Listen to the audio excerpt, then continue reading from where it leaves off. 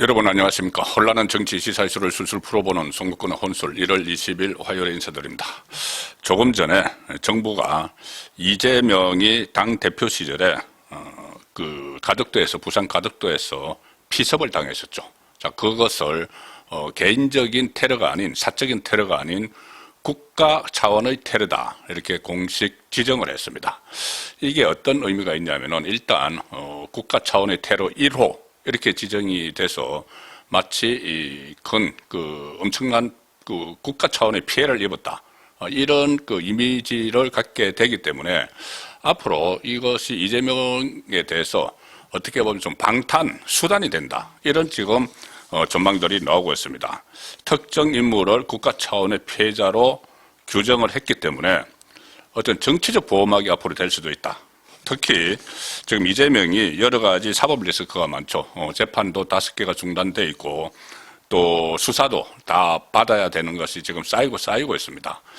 제가 어제도 말씀드렸지만은 재임 중이라도 수사를 받을 수 있다는 이야기까지 나오는 상황에서 이재명을 국가 차원의 테러 피해자 이렇게 규정을 했기 때문에 앞으로 이것이 어떤 정치적으로 보호막이 될 수 있다. 과거에 지금도 그렇지만은 우리가 큰 나라의 훈장을 받으면은 여러 가지 예우를 하고 뭐 그런 좀 정치적인 상징성이 있는 것이죠.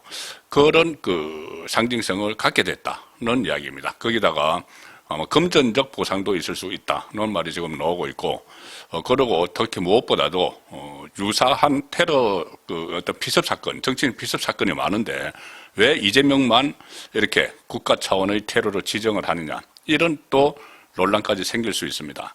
이게 오늘 김민석이 발표를 했습니다. 2024년 1월에 이재명이 당대표 시절 발생한 가덕도 피습 사건을 테러로 공식 지정을 했다. 정부가 오늘 김민석 총리 주재로 해서 국가 테러 대책위원회를 열었는데 이 사건의 테러 지정 여부를 심의하고 이건 국가적 차원의 테러가 맞다. 이렇게 테러 지정을 의결을 했다고 발표를 했습니다. 조금 전에 발표를 했습니다. 2016년에 테러 방지법이 제정된 이후 정부 차원에서 테러를 지정한 최초의 사례가 이재명에게 지금 적용이 됐습니다.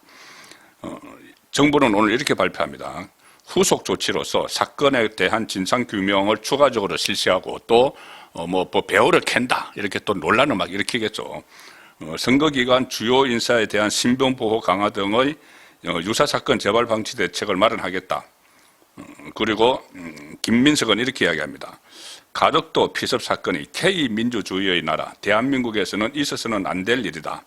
앞으로 정부는 우리 국민뿐 아니라 K민주주의를 위협하는 각종 테러로부터 안전한 대한민국을 만들기 위해 대테러 체제를 전반적으로 살펴보고 보완해 나가겠다. 자, 그런데 물론 테러 방지를 위해서 모든 노력을 다 해야죠. 그런데 그걸 이재명의 부산 가덕도 피습 사건을 국가적 차원의 테러다, 테러 사건이다.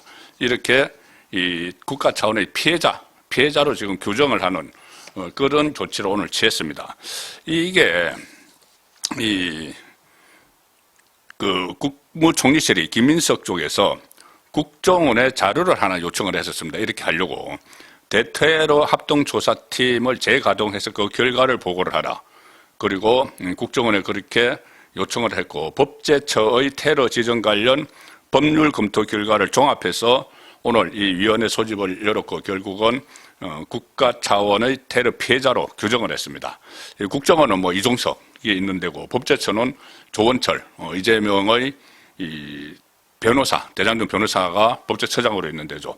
그런 데서 이렇게 마치 짜 맞춘 듯이 이 국가 차원의 테러 피해자로 규정을 했는데 이게 왜 어떤 문제가 있냐면 일단 쟁점은 이미 가해자에 대한 확정 판결이 내려졌는데 지금 15년형을 선고를 받았습니다. 가해자가 그 대법원까지 확정 판결이 내려진 사안을 뒤늦게 이 테러라고 국가 차원의 피해자가 있는 테러라고 지정하는 것이 타당한가?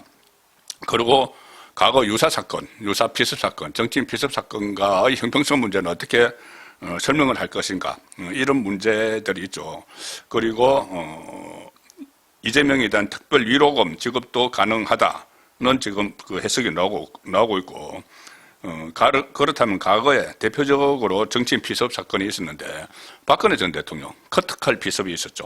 2006년 5월 서울 신촌 유세 현장에서 발생한 박근혜 당시 한나라당 대표 피습 사건. 커트칼로 얼굴을 공격받아서 수술을 받았지만은 그때 당시 그냥 형사사건으로 다 처리가 됐습니다. 국가 차원의 테러 사건 지정을 해야 된다 이런 논의도 없었습니다. 박근혜 전 대통령이 집권을 했을 때조차도 그런 논의는 없었습니다. 그리고 과거에 YS 김영삼 당시 시민당 총재가 또 삼성계엄 반대 투쟁 과정에서 피습을 당했고, 그리고 이것도 정치 폭력으로만 규정을 했었고, 이해창 한나라당 총재 때도 개별 형사 사건으로 다 처리가 됐고 그 피습을 당했는데, 뭐 좌파 중에서도 송영길 그때 망치로 머리를 맞은 적이 있었죠. 자, 그것도 테러로 지정하지는 않았고, 얼마 전에 지난번 2024년에 배현진 의원, 배현진도 피습이 됐지만은 가해자 단독 범행이다 이렇게 형사사건으로 그냥 처리를 해버렸죠. 그런데 결론 이 정치인을 상대로 한 폭력 사건, 테러 사건이 피습 사건이 여러 번 있었지만은 테러 지정까지 확장 된 것은 이번이 처음입니다. 이재명 때문에 이재명이니까 된 거죠. 그리고 이재명의 경우는 이렇게 되면은 정치적 보호막이 좀 될 수도 있는 새로운 이 방탄, 그러니까 갑옷을 하나 걸쳤다. 이렇게도 보입니다. 이재명은 사법 리스크가 상당히 많고, 재판도 중단돼 있고, 그리고 수사도 계속 해야 되는데, 이 마치 하나의 그 상징성 있는 보호막을 하나 다는 그 결과를 낳았다는 지금 지적이 나오고 있습니다. 본인이 셀프, 테러 사건으로 지정을 했는데 이 또 어떤 꿍꿍이 속이 있고 앞으로 이것이 또 어떤 영향을 미칠지 잠시 후 8시 라이브 송문권의 정치 수호 시간에 다시 이 말씀을 좀 정리해서 드리도록 하겠습니다. 어쨌든 정치적 폭력 사건으로만 지금까지 정치인에 대한 피습은 그렇게 규정이 됐는데 유독 비단 이재명에 대한 가덕도 피습 사건을 가지고 마치 그때 뒤에 뭐 윤석열 정권이 뭐 있었다. 그때도 막 그런 이야기들이 나왔죠.